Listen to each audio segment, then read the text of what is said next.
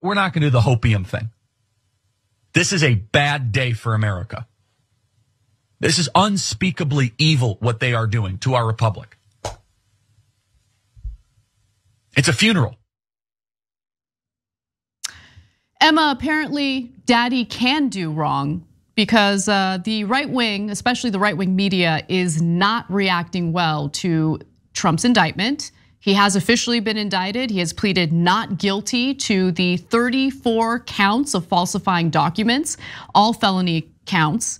And I gotta say, I mean, watching Charlie Kirk refer to this as a funeral is pretty hilarious. What are your thoughts? I mean, I love to see it. You love to see them cry and whine about it, especially because, I mean, we've heard so much about law and order from the right, and just they only seem to think that prosecutors should be looking into going after Black people, poor people, people who they can demonize and make into a permanent underclass in society, non-white people, etc. But then when it turns on the powerful, oh no, well this could happen to you too. Well, it is already happening to other people, Charlie Kirk. It's just that you don't want people to know that fact, and the only people that you truly care about who are seeing justice at this moment are the most powerful. So let me just get this off my chest, because for me, having a two-tier justice system leads to distrust of that system for good reason.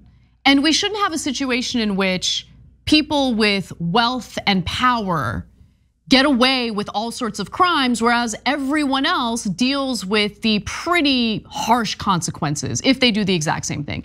So look, if this were a Democrat, I would have no problem with the prosecution. I would feel the exact same way about it. In fact, if you want to go back to the Obama administration, he killed an American citizen, drone striked and murdered the guy, which very well could have been a terrorist who should have been prosecuted. He should have had his day in trial, his day in front of a court.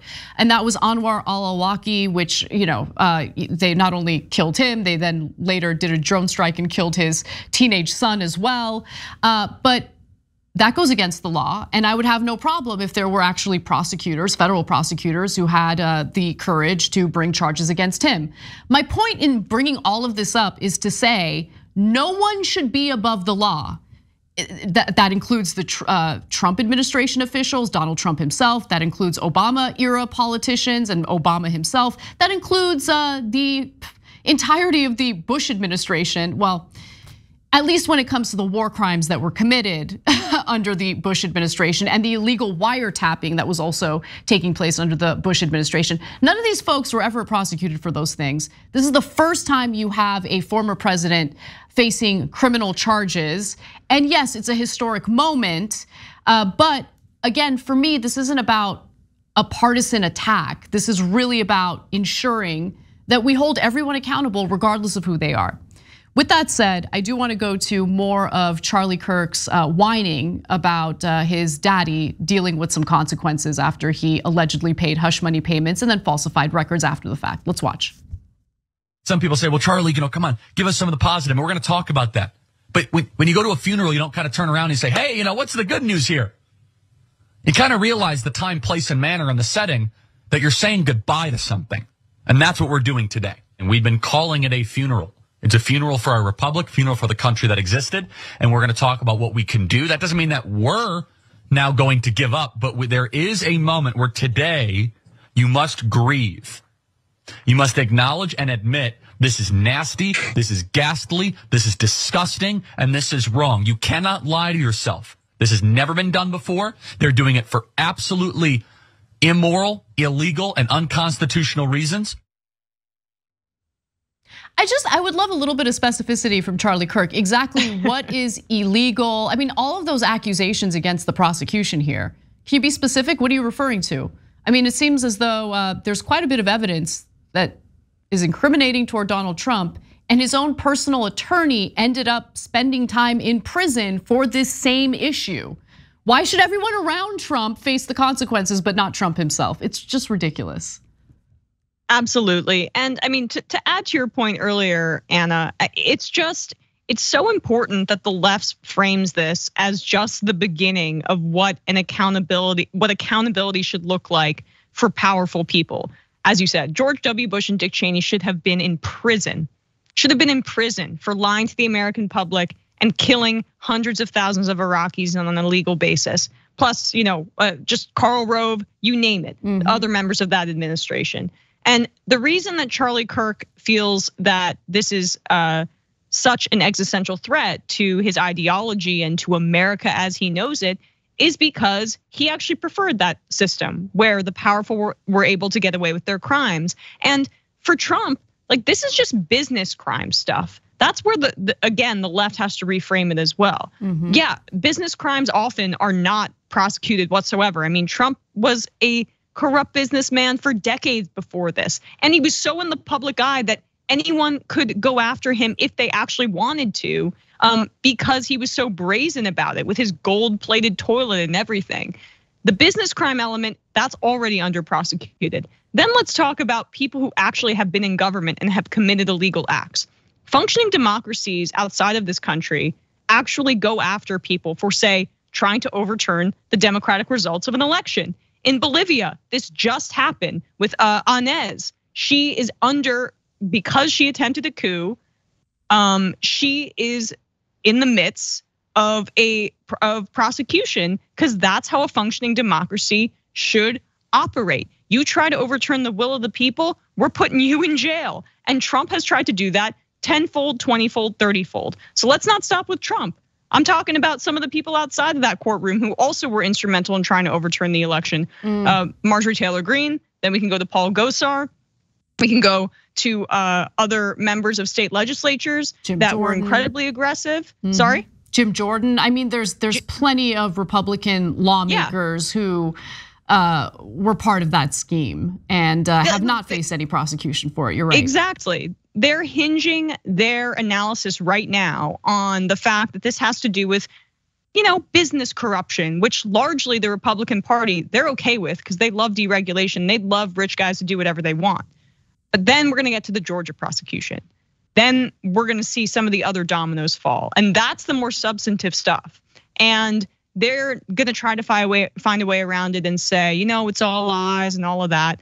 But the cracks begin to form. And I don't know when that reaches the Republican base that's fully drank the Kool-Aid and if this even affects Trump's chances. I mean, there was a YouGov Yahoo poll that showed him go up versus DeSantis in a head-to-head matchup after the indictment. So in terms of his political prospects, who knows? Because they have influencers like Charlie Kirk feeding them the same BS over and over.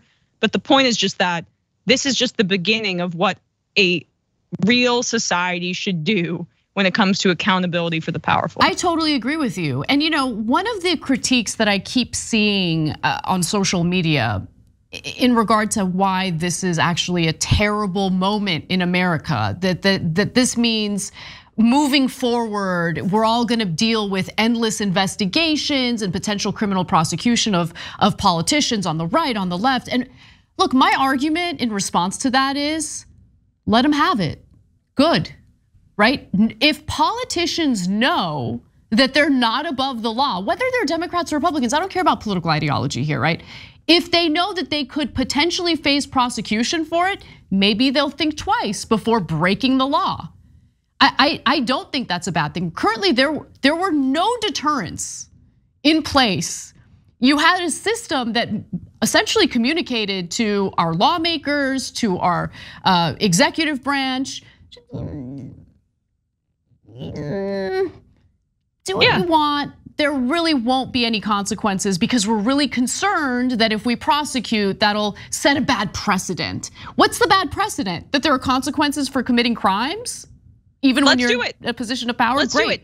Yeah. We'll look into Nancy Pelosi for insider trading. Great. Deal. We'll do it now. Love it. We'll look into Joe Manchin for his corruption and the fact that he enriches himself off of his own position in the Senate. Like this, the problem that they have is that they're all crooks, basically. Like there's a disproportionate number of people who have skeletons to hide in their closet on the right than on the left. And on the left, we disavow people like Joe Manchin and Nancy Pelosi and Obama for the illegal drone strikes. Unlike you guys who wrap your arms around them because they think oh my gosh, well, then if they look into me, Charlie Kirk's like, they might look into the funding when I bust a bunch of people in for January 6th. Yeah, that's a really interesting take, Emma. And I think there's something to that. I do want to go to this next clip featuring Dennis Prager.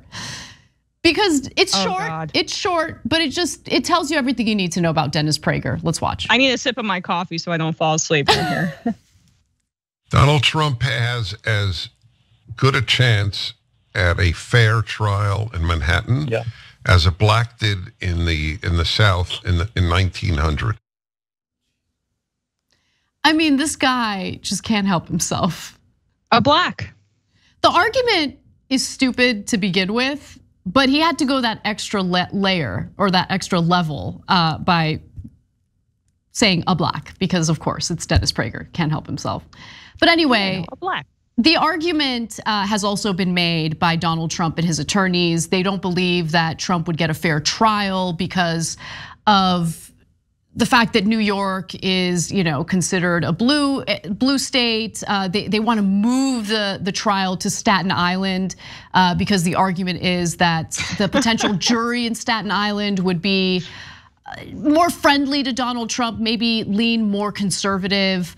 I don't think that's even necessarily true. I mean, Manhattan is solidly blue. It's definitely true. Oh, it is? Okay, interesting. Definitely true. Staten Island is a very conservative area. Every other borough of the 5 is blue, except for Staten Island, where all the cops and firefighters live. Okay, that makes sense. Because I was thinking, is it conservative in the context of super blue Manhattan, or is it actually a conservative part of New York? No, like deep red over there. Yeah, okay, that makes sense. Yeah, so that's accurate. That's true. But I mean, they also could just cut to the chase and say they want a white jury. That too, that achieves a similar outcome for them. But what? Sorry to cut you off there, Anna. But what Prager said, like Marjorie Taylor Greene was saying that this is just like Mandela and Jesus. We have that video actually. We do have that video. I actually want to skip ahead. Let's go to the Marjorie Greene videos. We've got 2 of them. Let's start with the first one. We will never back down, and we will stand in support of our very incredible, amazing, best president in history of my lifetime, and innocent, and I mean, think about this. President Trump is joining some of the most incredible people in history being arrested today. Nelson Mandela was arrested, served time in prison. Jesus was arrested and murdered by the Roman government. I'm surprised she didn't say the Jews, just right up there. She compared Donald Trump to Mandela and Jesus. Yeah. Jesus. You know who else was arrested? Jeffrey Epstein. Oh my God. She's a lunatic. You want to play this game? She's a lunatic. I mean, absolute lunatic. Ted Bundy. Imagine thinking anyone in a position of power should be above the law. And that's what Marjorie Greene thinks. And in fact, goes the extra mile to compare him to Mandela. I mean, so incredibly insulting to Nelson Mandela. I mean, we said it on the show today, Anna, but it would have been a perfect moment for Michael to be here to do right-wing Mandela. Absolutely. But it is just interesting to me how she comes up with those examples. And by the way, not sure if you know this, the guy that she's speaking with there is her new boyfriend. Cool. Just something to. Is that really? Is that true? I didn't know that. Yes, gazing into each other's eyes there. That's what that's the word on the street here. We gotta get it off the screen. It's making me super uncomfortable. It grosses me out. Anyway, I'm sure there's gonna be plenty more right-wing reaction as this case unfolds. We will fill you in as we learn more. Thanks for watching The Young Turks. Really appreciate it. Another way to show support is through YouTube memberships. You'll get to interact with us more. There's live chat emojis, badges. You've got emojis of me, Anna, John, JR. So those are super fun. But you also get playback of our exclusive member-only shows and specials right after they air. So all of that, all you gotta do is click that join button right underneath the video. Thank you.